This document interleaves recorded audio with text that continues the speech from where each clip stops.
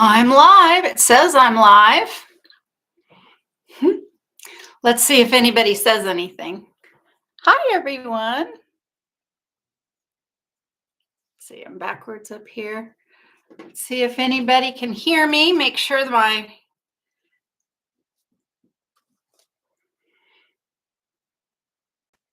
microphone is working. I have a new camera, so I'm going to wait to hear from somebody to make sure that we've got the, sorry, I keep bumping everything. Make sure we've got sound. Do we have sound? Let me know. It's just now 2:00. I've got my chat on my phone down here that I'm looking down, but I don't know that I'm actually broadcasting with sound. So until somebody says so. Oh, good. Hi, Bonnie. Thank you so much, Bonnie. You never know those first few minutes, right? You never know. I thank you so much. I think you said it says sound. I think that means there is sound. You're a woman of few words, Bonnie, but thank you so much.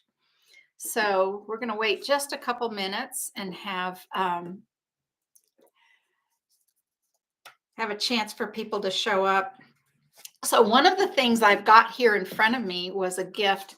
I got so many wonderful gifts from my dear friends coming to the immersion class. But this was one. Some Healing Water Oracle cards. And they played quite a significant role in our immersion class. And they were sitting right on my desk as I prepared for the show here this afternoon. And so I thought it would be fun to pick a card just with the people who are here. And I know there's not too many who are here, but I'm going to shuffle this deck and I'm going to pick a card for this show. What do you think? Okay. All right. And let's see. I'm cutting the deck, shuffling the deck, and here is the one on top. The Well Maidens. The Well Maidens. So this is what I picked for the show. Now, we picked a number of cards a couple of times from this deck. The people who came to the immersion class, there was 12 students and then 3 people who assisted me. And I don't remember that one being chosen. So let's see what the Well Maidens mean. It's going to take me a minute to look it up. The Well Maidens: kindness, respect, reverence, and compassion. Throughout history, there have been people who have tended to and protected our life-giving wells. In the lands of what is today the United Kingdom and Europe, many of these sacred wells were named after goddesses, including Bridget, Danu, Solus, and Anu, before they were absorbed by Christianity. If you sit at these wells, you may feel the wisdom of these ancient peoples echoing in on these waters, which remain protected. The Eludication is an old poem that tells of guardians who fulfilled this holy role across the land. A greedy king and his men violated the Well Maidens, and the guardians of the kingdom's wells took more than they needed. They ignored the sacred contract of respecting the Well Maidens and the waters of the sacred wells, and as a result, the kingdom became desolate and barren. The Well Maidens are the keepers of harmony and balance. They respect the sacred waters, and as a result, they give plenty. They deliver a message about the importance of these qualities in the way we treat ourselves, others, and nature. They remind us to slow down, offer kindness and respect to others, the earth, ourselves, and every day. How can you offer kindness and respect to yourself, the earth, and others today? So that was kind of fun, huh? The Well Maidens. So I did find the card that I chose when we started our immersion class. And I'm bringing it up and I'm going to show you this one. The ripple effect is what came up. part of something bigger, and the details are being taken care of. And what's really interesting is there's two people here, and then there's a vortex right here. And what was fascinating, there was many fascinating things about the immersion class that we held just a couple weeks ago here in Kansas. But one of the fascinating things was it's the only live BQH class or event that we've held here where there were actual tornado warnings and thunderstorms, but tornado warnings where participants took shelter, including including myself. I got home one night from the middle of the class, and as soon as I turned into the driveway, we had a tornado warning for our farm. And I was, of course, watching the skies the whole way home from the class. And we took everybody downstairs. And I mean, everybody. First time dad went downstairs, got all the cats down the stairs. Three were already down there, but gathered up more cats and a couple of dogs. Horses were shut up in the barn. Why? Because of giant hail. No kidding, giant hail. Although we didn't get any of that. We didn't get any of that at all. And that's actually, I'm going to do a video about that. I used to work in a weather station. I don't know if any of you out there might have known that. But I've stayed good friends with the man who was my boss at the time. He's no longer, of course, my boss, but has become a great friend. And there's quite the story there about what they thought was going to happen and kind of what did not happen. And I think that's pretty interesting. All right, so let's get into the topic of the show. I've made myself some notes here to make sure that I don't forget what I meant to talk about. Light Being says, I have lag. Catch it later. Well, I don't know that it's my speed. Maybe it's yours. I just checked my speed and it's blazing here, and I have an Ethernet cable plugged in, so I don't think it's on my end. But if we do have lag, do let me know so that I can run that down later if it's on my end. So I titled this video "The Current Energies, Water, the BQH Tandem Session with Dolores Cannon." We did a tandem session with Dolores Cannon in the immersion course, and that's the session I want to refer to. But let's do this a little bit in order, or try to anyway. I mean, I was just moved to schedule this. Haven't done a live YouTube in a very long time, done some live Facebooks, but I didn't do a live YouTube in a long time. So I thought I would just give it a go. And boy, howdy, even the back end of the YouTube studio changed since the last time I've done this. So that took a little bit of time to get to. But the current energies, fascinating, right? There's a lot of talk. A lot of people are talking about the northern lights, the solar storms coming off of our sun and coming this way. There's a lot of different ideas about what exactly is going on there. And there's some people who, Scylla, hi, my Scylla. I've got Scylla, you're on my calendar for Friday, my beautiful Priscilla. There's something up with dad. That's a whole nother story. If I'm still concerned about dad, I may be doing doctors that afternoon. So I guess I get to tell you that right now. I hope we still keep our appointment, Priscilla. I miss you and I love you. And if I do keep the appointment, that means dad is better. So there you have it. But so we're talking about the energies of the northern lights. And I heard that some people in Alabama and Florida actually saw these lights. And while I knew they were out there, I sat with it for a little bit. It was a busy night for me here in Kansas. I didn't have help that evening, and my husband was out of town. Dad took some extra effort that evening, and I was, quite frankly, really tired. I knew I could have set my alarm to get up and go look at. And actually, the intel I got for myself was, why don't you just go to sleep? Because you need some sleep. And if somebody captures some great images, you'll see them. Yes, it would maybe be nice to see them, but what's more important is the energetics coming through from them. I'm going to take a drink. Excuse me. And as I'm taking a drink, it's interesting. Today I'm at my dad's house, and I'm watching some friends of ours who are our lawn care guys and our landscape guys. And I haven't done a live stream here for the longest time. And wouldn't you know it, they're here and they are taking down some giant trees with chainsaws outside the window right now.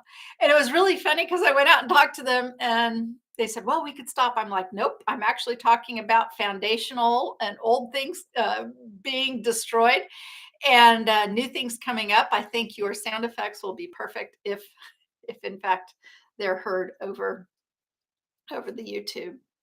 But back to the dreams and the northern lights. So I had another fantastic dream that night, and I'm really glad that I allowed myself to stay in bed and stay dreaming because that's one of the things I want to talk about a little bit.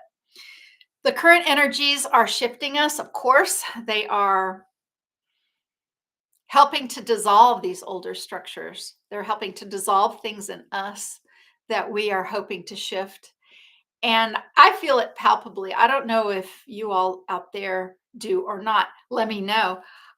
For me, I almost seem giddy or bubbly at times. At other times, I'm exhausted. I'm absolutely exhausted. And my exhaustion, sometimes I really question because in my life, I have, an overload of responsibilities. And the thing that keeps coming back to me is I'm 62. I'm 62. I'm doing more now than I have in every other year of my life. There's more in front of me, even though I'm trying to streamline, I'm trying to get help. It's just still seems to keep coming really, really quickly. And I think that matches a little bit of the paces of the energies coming through. But these lights, some people are saying it's harp. I don't know. What do you think? Some people say that it's all harp. Some people say, no, it's not harp at all. It couldn't possibly be. It's too strong. I see these things as generated and affected by our diminishing magnetic field of the earth and, of course, the energetics from the sun. But I also think it has to do with human consciousness. And that brings me to the immersion class, the water dreams, the tandem session with Dolores. I want to touch on all of that a little bit. I would like to take each of these things and dive into them more deeply. And the only reason I'm saying that is because it does sound like water. I don't actually like that phrase very much. I don't like to use the word dive deep or top tier because too many people use it. It seems sort of like used up phrases. But the dreams I've been having leading up to immersion, during immersion, and after immersion have exclusively been about water. I don't know how I can keep doing this, but I keep dreaming about water every night over and over again. And so far, none of these dreams have been lucid dreams, except for maybe the last part of last night's dream, which I am going to talk about. But these water dreams have been coming more regularly than ever, but I started to have them many years ago, and I started to dream about big waves of water coming across the planet. And as you all, of course, might know, is when people have talked about the earth changes and the earthquakes, and some of Dolores Cannon and Nostradamus and some of the other prophecies are about, the waters covering more of the planet and creating great lakes and great rivers where they don't exist right now. I don't know if that's what's going to happen. I don't know if that's true. I don't know. Every time I look at where we are on the map, we tend to be on high ground for some reason, right here, smack dab in the middle of the planet. But much of even the state of Kansas would be underwater in some of those. But I started having water dreams all that long ago. And even back then, I knew that it wasn't primarily the physical water that was the message. The message was consciousness and rising of consciousness. We have, Maria says, I've been told that memories are coming up from Atlantean lifetimes. Absolutely. A lot of that is actually covered in these healing cards. And a lot of that came up in our immersion classes too. So in the immersion classes, just to sort of define what they are, there are people who've already been through the BQH course the foundational course, the course that we offer online, but then they come together and we swap sessions and we do a lot of stuff, including experimenting and doing some pushing, and of course going over questions and situations and sessions and just sharing. It's just beautiful with community. This particular class had 12 people in it, 10 were women, 2 were men, and every class that has been held here in Kansas live has been really beautiful and spectacular. But this particular class was the most cohesive class that we've ever had. Most cohesive. Everybody got everybody else. Everybody supported everybody else. There was almost none, as far as zero friction or miscommunications, or you get that many people, even healers, all together in one place, and some people gravitate more to others, and maybe they don't quite align with a couple of people. None of that happened in this class. None of that happened. So there's 12 students, and besides myself, I had 3 people who were assisting, also, of course, BQH practitioners. Um, Donna McMurtry, Diana Adair, sisters from Colorado, and then we had Christina Brady from Missouri. And they all came to assist, and boy, we needed everybody's assistance for all of the things going on. We had some powerful sessions. We had a lot of great things happen. So back to the water. Much of what we talk about in BQH, both in the foundational class, but particularly in the last 2 or 3 immersion classes, and I mean, even think about it, immersion, we're learning more and more and more about water. We're learning more about its structure, more about its communication, more about ourselves as sort of being constructions of consciousness plus water. And I've always, of course, said water is liquid consciousness. And some of that now is expanding with these energies that are coming to the planet.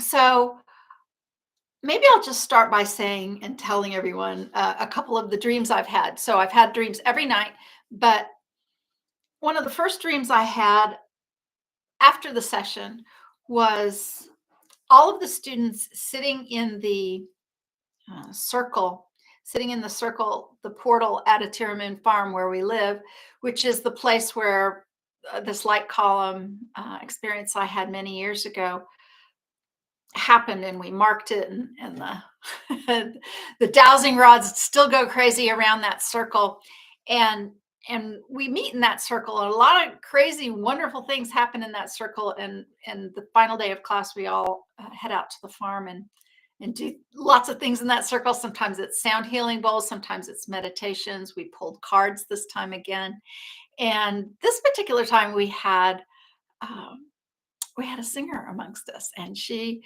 was a BQH student. She actually lives right here in town. Somebody who I met a number of years ago for a short time. She helped take care of Dad, and she's a singer. And she brought out a little ukulele and she sang for us. Now that's in real life. She did that. It was beautiful. And what's really fun is she sang a song. The first one she started out with was a song from Rusted Root. And funny enough, we have a practitioner from Rusted Root who's a BQH practitioner. Her name's Jennifer Wirtz. And I thought that was just fantastic that I could talk about that while Talon was singing. It was really wonderful. So anyway, in this dream, we're back in the circle, and Talon is singing, and there's like a spotlight on her. And of course, the circle itself, the portal itself is marked because of a brilliant light that I saw. So this was really interesting. The light was really on her. It wasn't the same kind of light, but the spotlight was on her. And of course, there's that about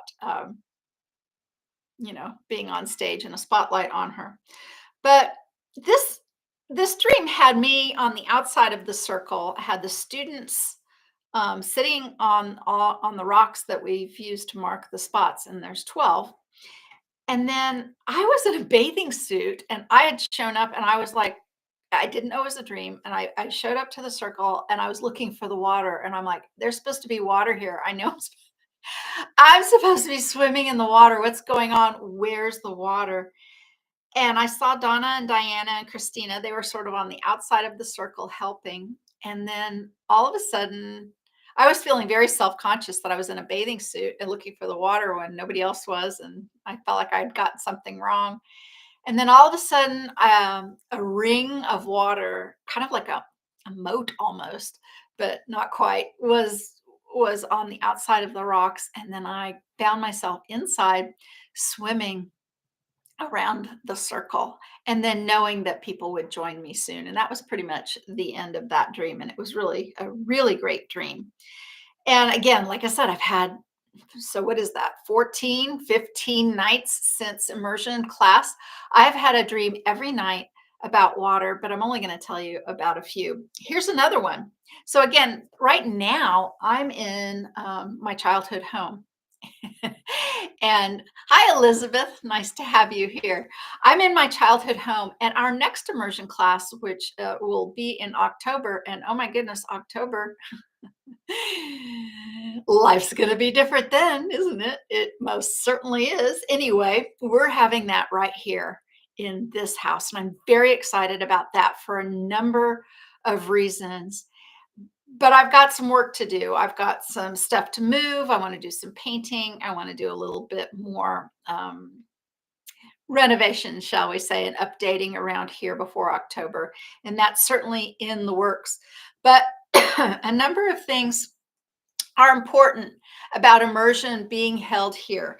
What are those important things? And then I'll get back to my dream. One of the important things is I know that I'm supposed to. I know that I'm supposed to. As a matter of fact, I sort of pulled for even switching our venue, which we had at the lake house in Augusta. And I mean, I really kind of with those who are helping arrange it, I wanted to have it here. I wanted to have the this last immersion here because I felt the pull was so strong. And we didn't. And partially we didn't is because we had already booked the lake house in Augusta, which is an Airbnb. And we already had some of the rooms figured out there. And I didn't want to kind of upset that. Even though the idea had come earlier in this year, it was kind of too late. And so I just knew, well, okay, not for this one, but for the next one. And the lake house ended up being great and just fine. Here's where I landed on which place to do this immersion class. The lake house is a Airbnb facility. So it has the energies of that place. It's kind of like a train station, right? It's kind of like it's just like people come and people go. There's a lot that happens there.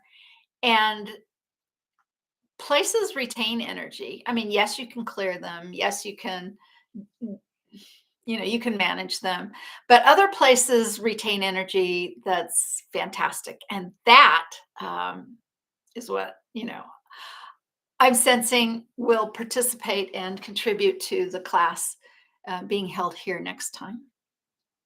So this being my childhood home, I had many paranormal, supernormal, fantastic and crazy experiences here as a kid. I really did. And then some a little later. And then also actually a really fantastic BQH tandem session with William Brown. You guys can go look at it. If you haven't seen our tandem session called The Monk, the Mirror, and Dolores Cannon, you might want to check that out. It is from quite a little while ago, but it's on the channel.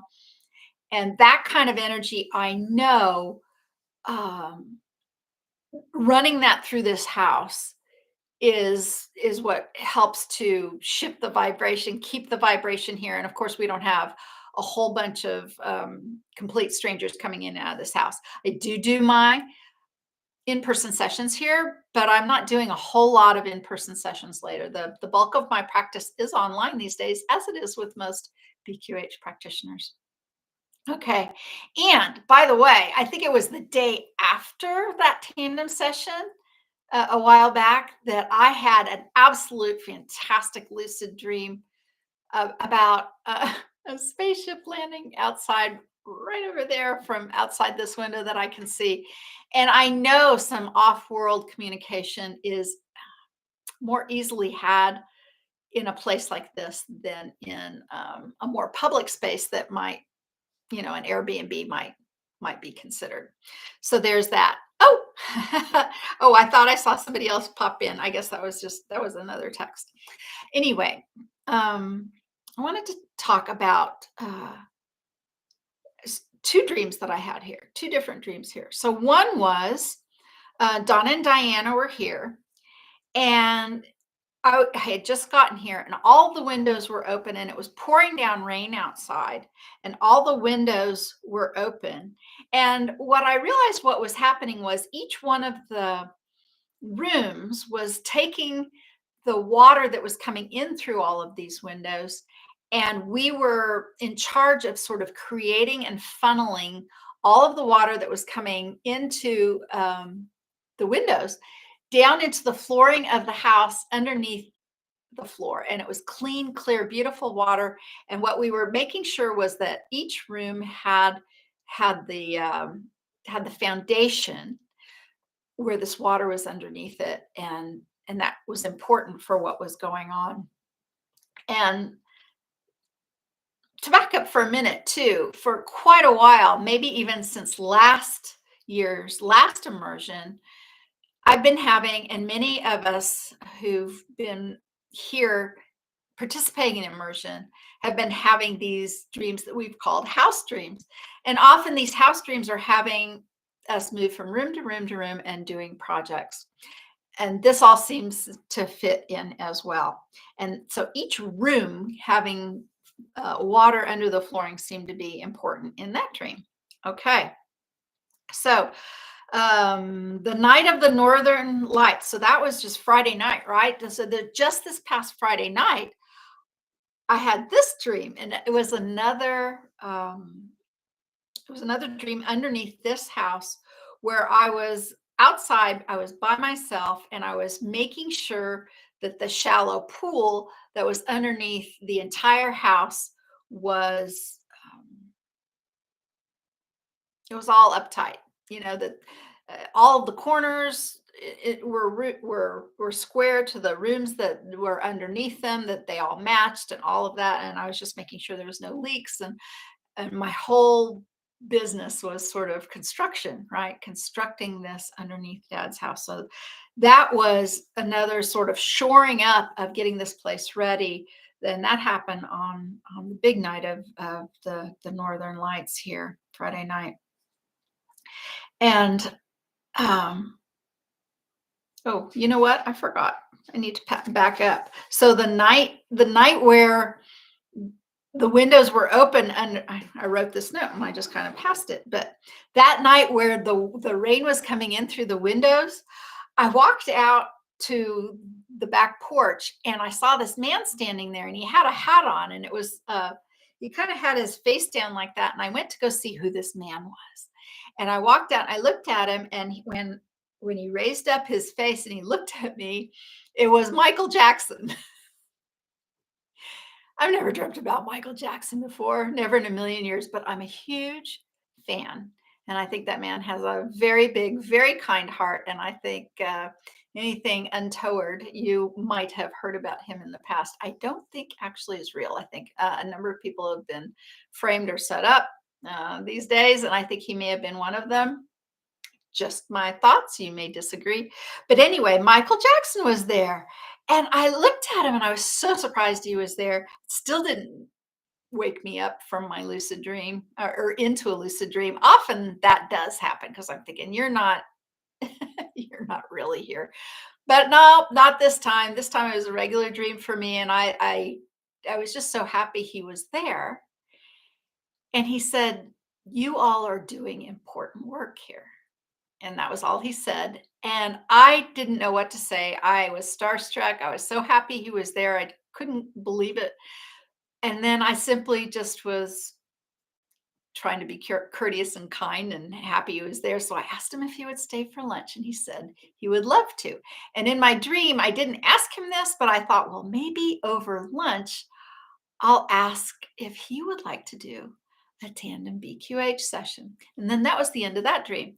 So what I've gotten from that dream was, I think, and Donna, I don't know if you're listening at some point, maybe not now, maybe at some point, I think we should do a tandem session and talk to Michael Jackson.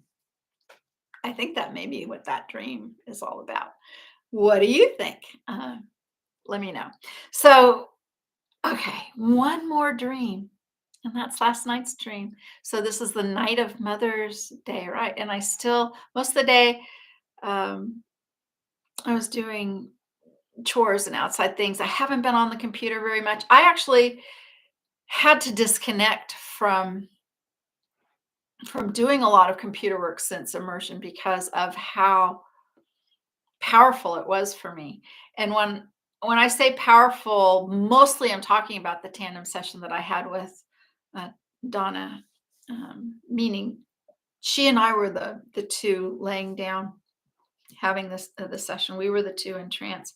It took me quite a while to sort of fully get back into my body, and I have to laugh because Donna said the same thing. And the next morning, I was still sort of blinking, and she said that she felt the same way. And when she was traveling from this house where they were staying here, my dad's house, to the lake house where the immersion class was, she took a couple wrong turns.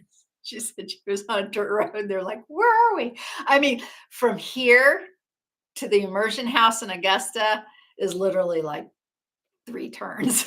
There's just you just don't get lost in Kansas. All the roads are on a grid, and I don't even know what they did, but I think that's kind of funny, but also indicative of what happens in these really powerful sessions. Time and space get a little wonky. It's just what happens. So last night's dream, this one was crazy. It ended in a really interesting way. So once again, I was in water, and I'm in water, and I'm this time I know that it's not um, the water isn't brilliantly clear like the other waters had been. It's more like creek water, more like lake water. It's fresh water outside for sure. But I am once again kind of under a structure. And the only thing I can kind of tell is that there's concrete and there's steel, and I'm under a structure.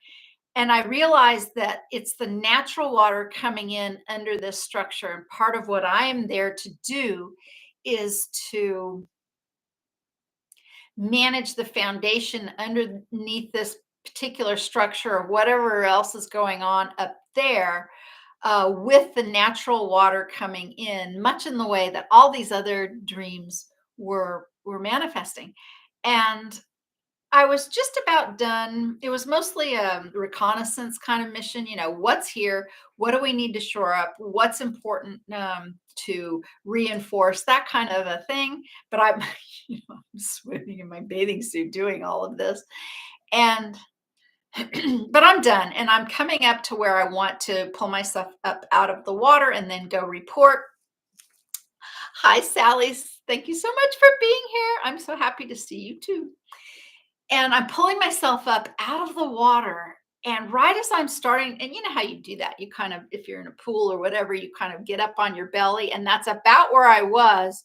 And I turned to my right, and and oh, hi. Yes. So the spiral path. So this is Donna. I couldn't figure out how to chat from my phone on my laptop now. Yes, let's do it. Let's talk to Michael. Oh my gosh, in the next tandem session. Oh, Donna, that's just fantastic. Yes, it's so good to have you here. So this dream was, oh man, it was intense. So I'm hauling myself up out of the water, and right as I'm doing that, I see a snake. And forgive me for people who freak out about snakes. I've got a couple caregivers who freak out about snakes at dad's house. And okay, venomous snakes, rattlesnakes, sure, freak out at them. But other snakes, meh, come on. I mean, actually, they're pretty cool to have around for a number of reasons. And I mean, I don't have snakes as pets. I'll never have a snake as a pet or anything, but I'm okay with snakes. I keep my distance, I keep my respect. But in my dream, I'm hauling myself up out of this water, and there's a snake coming around on my right hand side, and it's huge. I mean, it's like approaching anaconda huge, the snake in this water. And I'm like, again, I am not lucid. I do not know that I'm dreaming. All I know is I'm in water. It's a kind of lake or river or creek. It's natural water of some kind. And there is the biggest snake I've ever seen. And I'm in the water with it. And so I'm a little, and it swims all the way around the structure, and it comes around to the left side, and I'm wondering if it's going to see me. And I actually, at this point, it's interesting. I look up and I'm looking for other people involved in the project or other people to assist me, because what I'm looking for at this time is somebody who can tell me if this is a dangerous snake or not. And I don't see anybody. But what I'm actively looking for is another human being to give me information. And these are the ways that I decode dreams, right? So I'm in the water, which I've already said, I believe is consciousness, right? And consciousness coming in and arriving to humans in every way that you can imagine. And this is natural water. This is natural water underneath a structure that I am working on. And so what's a natural structure I'm working on? Well, I don't even realize this until later on in the day, which is today. But at the time, I didn't know it. At the dream, I didn't know it. Even when I woke up, I didn't know it. But I was looking for people and I couldn't find any. I saw one fellow like way over there who didn't really notice me. And then some people way, way over there, but they weren't going to come and help me. I'll get to who they are in a second, or who they ended up to be. And the snake comes all the way around to this side, and this big snake, this great big snake, it's got a head this big, and it comes and it lays its head right on my back, on my belly, right over here. And it sort of comes up onto me like I'm a rock or something. It's deciding to take a rest from swimming right up on me, and I can feel the warm snake on my body, and I'm not knowing about what kind of snake this is. So the information I was hoping to get from whoever could have assisted me is, if it's a venomous snake, I'm going to really need to either have assistance or have better thinking about how to get myself out of that situation. If it was a snake that wasn't venomous or aggressive, I was just going to haul myself up out of the water, out from away from the snake, right? But I kept looking for help, and it was all on me. I was going to have to figure this out. And while I'm trying to figure out what to do I move or not move, is basically what was coming to me, is like, here's my choice. I either try to get out, or I'm just kind of here. Now, think about what's going on here too. I have a snake. I mean, it's not completely a snake coiled up on the bottom of my spine, but this is all Kundalini stuff too, right? Great big old snake taking a rest up over here, but on the left side in particular, which is always fascinating to me. And right when I'm wondering, okay, it's all on me, I've got to make the decision what to do here, I hear my higher self. I hear that part of my higher self, and my higher self says, well, you could just wake up. And at that point, I realize it's a dream, and I do. So I do wake up. I just wake up and I'm like, wow, I'm not sure I've ever had a dream like that, where like I'm in a position or in a place, and I just tell myself to wake up, but not like my conscious mind telling myself. My higher self tells me to wake up. So again, this is all real interesting and symbolic as well, right? And so I wake up and I'm thinking about this dream. I actually look it up. The snake was black and yellow. And I look up online some black and yellow snakes. And the one that really stood out and looked like if it was a real snake, uh, that fit the most was a snake called the mangrove snake. Mangrove snake. And it's a snake from Asia, and it is large. Some people keep them as pets when they're smaller. It does have venom, but it's not. So snakes have, there's forward venom biting and there's backward venom biting. So like a rattlesnake, that's a forward venom snake, and a, a mangrove snake has venom, but it has to chew on it has to chew on you if it wants to inject its venom within you, which is interesting.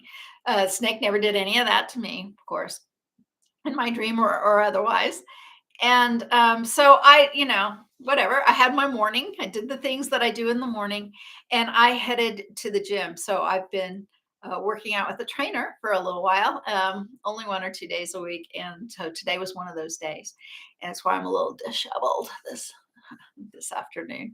But it wasn't until I was there that one of the other trainers, not my trainer, but one of the other trainers at the gym said, "Candace, I've been trying to say hi to you for an hour. You haven't paid any attention to me." We were doing some really tough barbell stuff. And anyway, long story short, I wasn't paying any attention to anything except for getting this weight up and getting my heart rate going. And I apologized to him. This is a fantastic guy. His name's Bobby.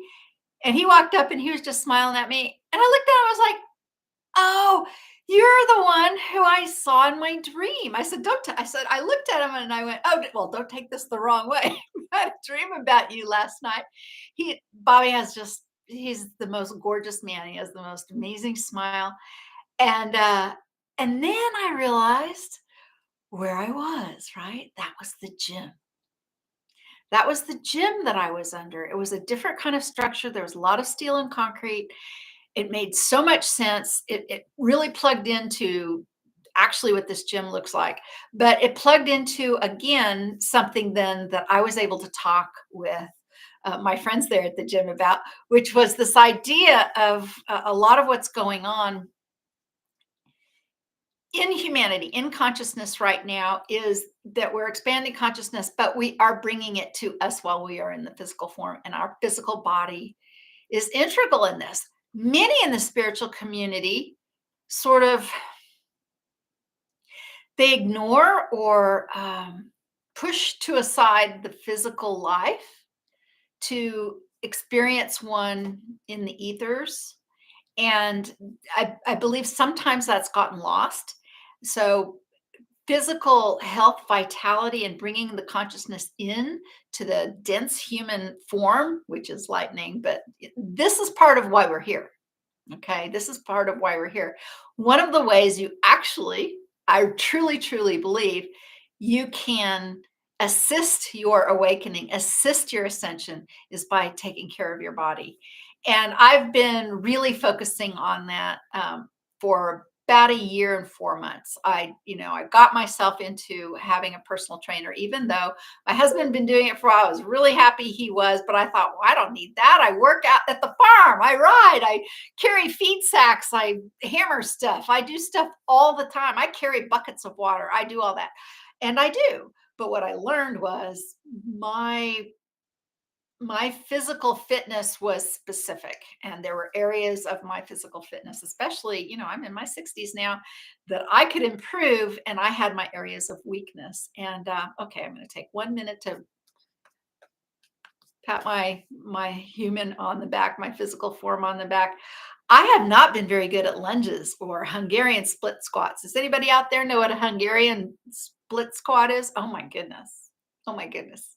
It's about the closest thing to torture I know. Hungarian split squats. Ah! Anyway, when I first started doing lunges, like lots of them in a row, down a whole side of a gym and all the way back, I had to use a pole. Little bit to help me get up, but mostly my balance, which surprised me because as a horseback rider, I thought I had some pretty good core strength. But my quads were a little weak and I couldn't do it. And I did that last week. I, I I lunged all the way down the length and all the way back without a pole and without stopping. And I'm very, very proud of myself. Okay, so that was a little indulgence there, self-indulgence, but I guess I need to keep rewarding myself going to the gym. But what I realized about the dream was, in fact, that the physical form is important. Okay, so what about this tandem session? I'm so glad Donna is here about that. So this tandem session, Donna, I was saying this earlier. I was telling everybody about how powerful it was. I've done a number of tandem sessions. The one with Will was spectacular. The one with Pamela, well, you facilitated it.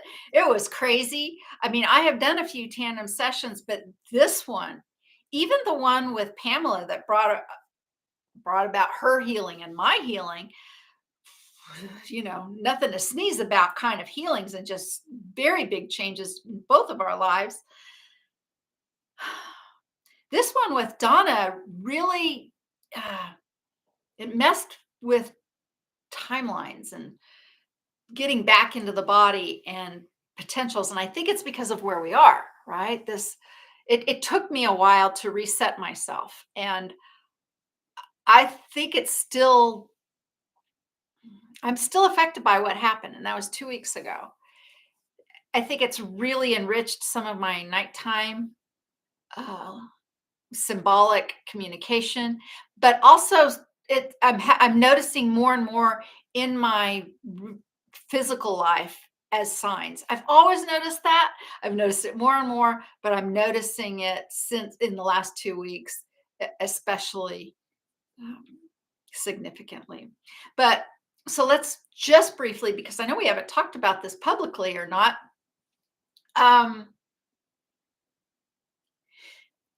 We had a tandem session during the immersion class. So we were surrounded by the students. Diana Dara was our facilitator. And yes, we videotaped this thing. I have not listened back to it. Donna, have you? Have you listened? No, how could you have? I only have the copy. I'm sorry. I haven't shared it yet. Of course you haven't listened to it. How could you? It's sitting on my computer. The good news is I know where it's sitting, and everyone knowing me, knowing, that could be kind of an issue, but I know where it's stored this time. Uh, do you remember this session, Donna? Because I've never had a session where I don't remember as much of it before, ever in my life. I usually remember all of it, or I can easily recall it all. I do not recall all of this. This was the closest thing to trance channeling I've ever done. I remember parts of it, and that's the part that I want to talk about just briefly. Donna, too. I remember the visuals, but hardly anything that was said. Yeah.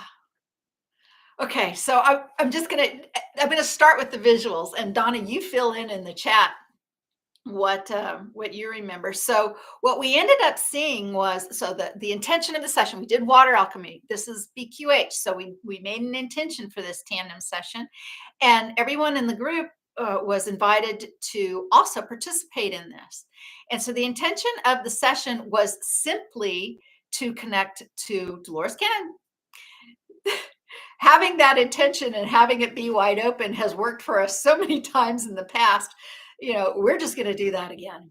And so we connect to her.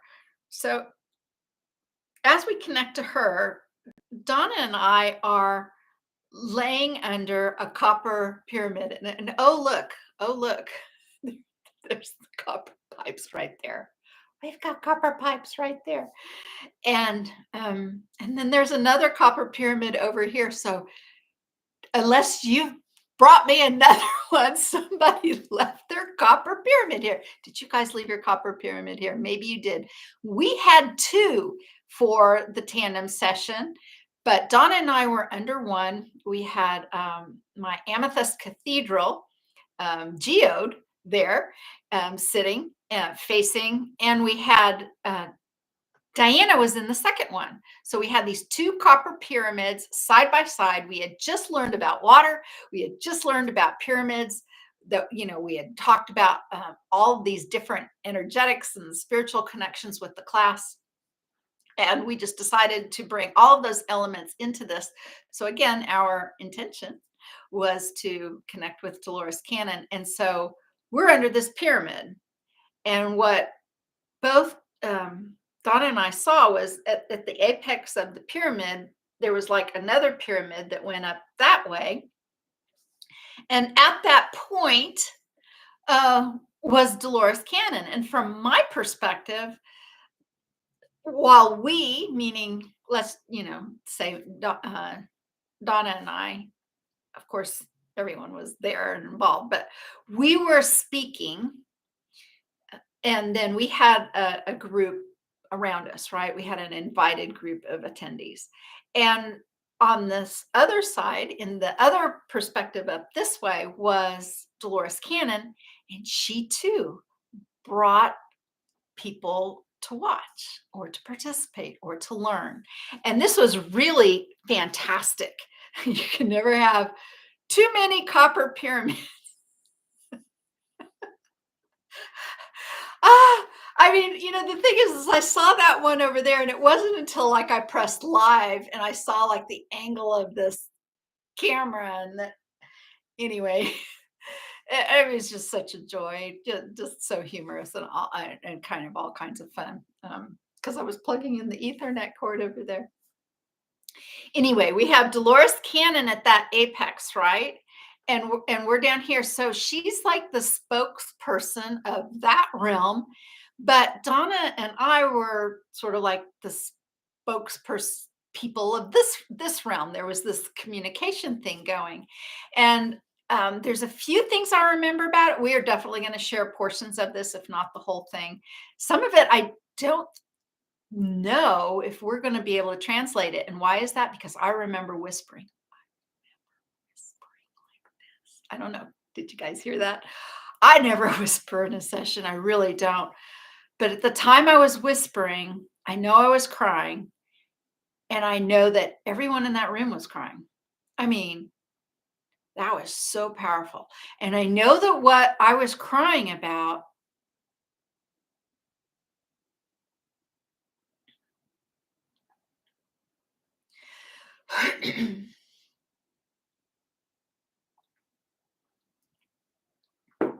I know that what I was crying about was, if you were watching the chaos in the world, if you were watching the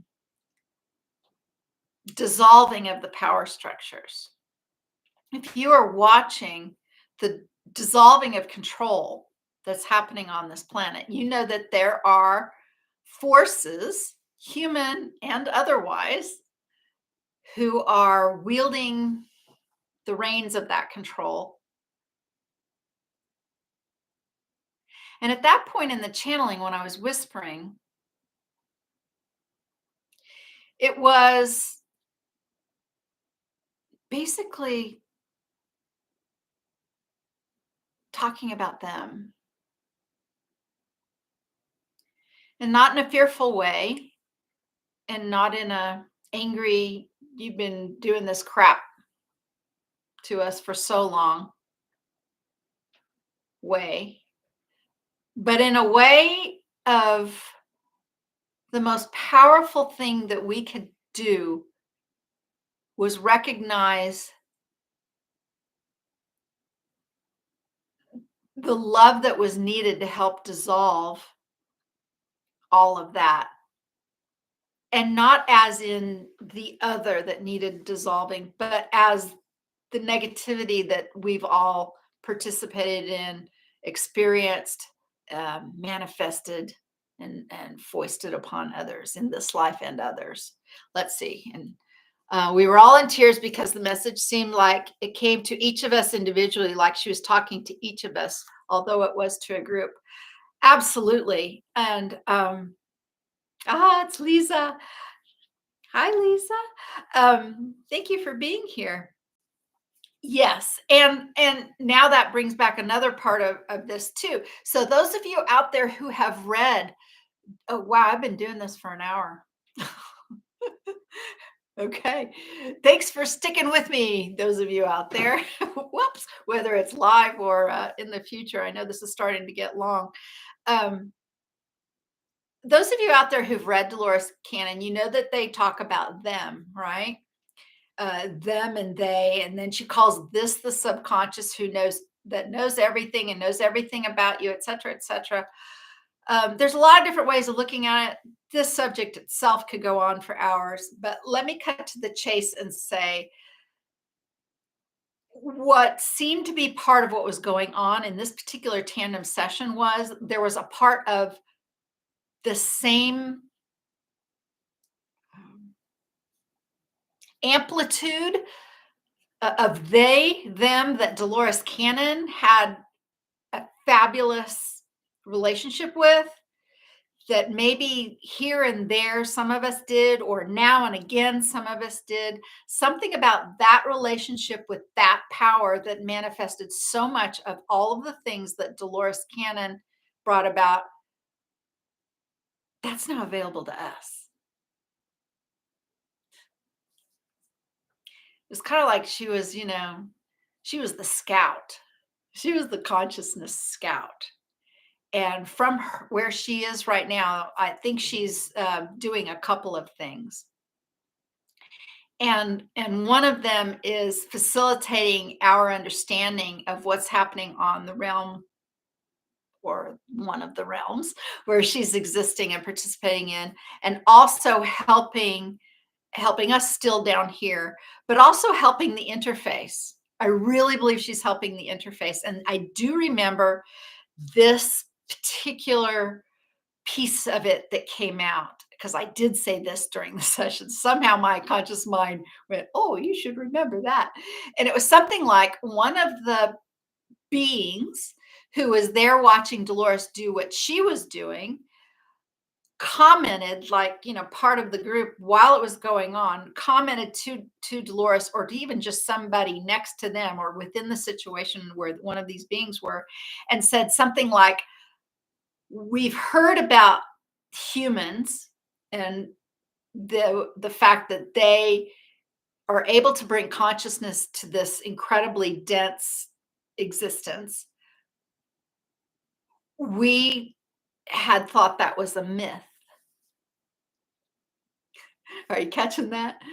So on the other side of the veil, from whatever version of density, reality, dimension that particular being was that was participating and listening to this conversation, basically said, we thought this whole idea of humans, actual physical creatures that dense, having a consciousness that was awakening, and all of that was just sort of the stuff of myth, the stuff of too wild, too simplistic to actually be real. That I remember. Yeah, so I think that's about all I've got from there, and that may be enough for now.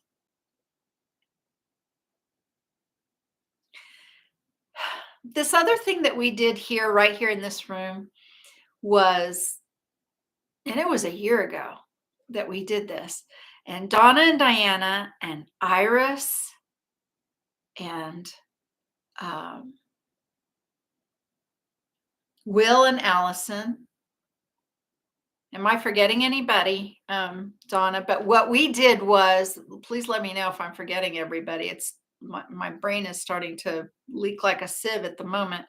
But what we did was we got together, and on Zoom, we turned on my past life healing session. It wasn't QHH2 at the time, my Dolores Cannon past life healing session that I had in 2008. We turned on that recording for a number of people, and we asked to re-experience it from our from our current selves and kind of step back into that experience. And I videotaped all of that, and it's just been sitting. It's just been sitting in a vault for a little bit. I don't know why, but partly because of all the projects in front of me, and partly because of timing. I'm really understanding often when I start projects and then they sit for a while, they sit because the timing isn't quite right. And it's just sort of a placeholder, if that makes sense. So anyway, that recording is going to come out too. I've been saying it for years and years and years and years, although I've shared summaries and synopsis of my session before. I never played the whole thing with Dolores's voice in public on YouTube or anywhere else. And yeah, we're going to do that at some point. We'll do the whole thing. There's other things that are happening too. I've met a videographer, and we're going to recreate some things. We're going to recreate some sessions. We're going to recreate some awakening stories. We're going to share more stuff that way, in kind of a unique way that really maybe we couldn't have done before. And some of that has to do with, something that, I got a little side eye on, and that is some of the AI perspective. But AI right now is being helpful in a lot of ways, and it looks like it's going to be helpful in creating some visuals and some movie type stories for people to be able to watch, which will assist in awakening the human potential. All right. Well, everybody, that's all I got here, unless anybody has anything else to say or has any questions. Happy to take any questions, but I've been doing this an hour, and maybe that's all we need to do today. So I'll just wait for just a moment and see if anybody pops anything into the chat. And while I'm waiting, I just want to thank you so much for joining me today. Okay, Donna says, I spent this morning trying to relocate some of the things I saw in the Tandem session with AI. Wow. Recreate, she said, some of the things. Interesting. And actually, I don't know if Scylla's still with us. One of the questions I was going to ask her, I think she's creating her card deck with some AI. I'm just guessing, but I'm going to ask her that. We're gonna do a little interview on Friday, assuming I'm not taking Dad to the doctor. Yeah. So one of the things, not that I think I probably will end up sharing this when I understand how it plays out.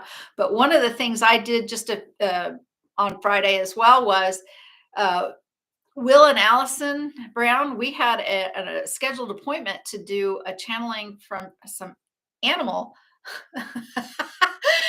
So I need an AI tutorial. Yeah. Don't we all, Donna? Don't we all? But one of the things I did instead of doing that, I had Will, since I already had them on board for an appointment, we swapped the session time over, and Will talked to my dad's higher self about this mysterious rash thing he's got going on right now. And well, anyway, let's see how that plays out. Some information came out. We're making some adjustments, and when I click off of here, I'm going to take myself down to the natural grocers and pick up a couple items and change what's going on with Dad. So more to talk about later. Here's Sally. Sally says, I get that the place on the top of the pyramid where it crosses to the upside down pyramid above. I think of that as the theta place where we go into sessions, get info from our higher selves. Absolutely. That's absolutely what it was. Yeah, that's exactly what it was. It just was so palpable, so powerful, so visual, so available, right? So accessible. And I think that's some of what's changing with the energies today. All right. Well, I think I'm tired of hearing myself talk. Thank you all for being here. Have a happy Monday. I think I'm going to go. All right. Bye, everyone. Thanks.